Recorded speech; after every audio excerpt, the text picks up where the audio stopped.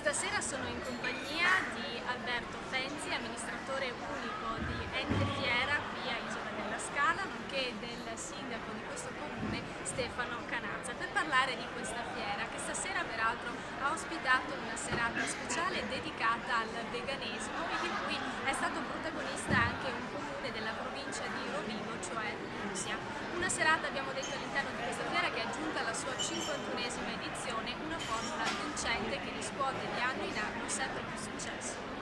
Sì, siamo arrivati alla 51esima edizione e con i numeri siamo molto contenti perché abbiamo mantenuto i numeri dell'anno scorso, soprattutto anche in aumento.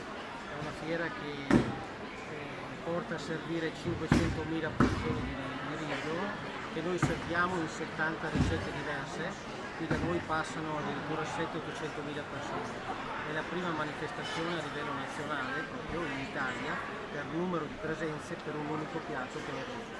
Quest'anno abbiamo anche incrementato tutta una serie di eventi, abbiamo circa 120 eventi abbiamo avuto gratuiti, una nuova zona di degustazione che è proprio per far apparire nella maniera migliore proprio non solo il riso ma anche tutti i sensi che sono attorno alla degustazione del riso.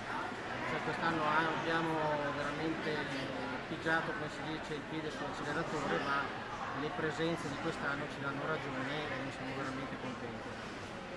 Una manifestazione quindi, come abbiamo sentito, molto importante, che impegna questo comune e soprattutto che può ricevere il supporto anche dell'amministrazione comunale che abbiamo qui rappresentata dal sindaco di Isola della Scala. Grazie, Isola della Scala è una cittadina a sud di Verona, a 20 km a sud di Verona, di 11.000 abitanti, 11.000-11.500 circa. La fiera del riso trae spunto da una tradizione storica.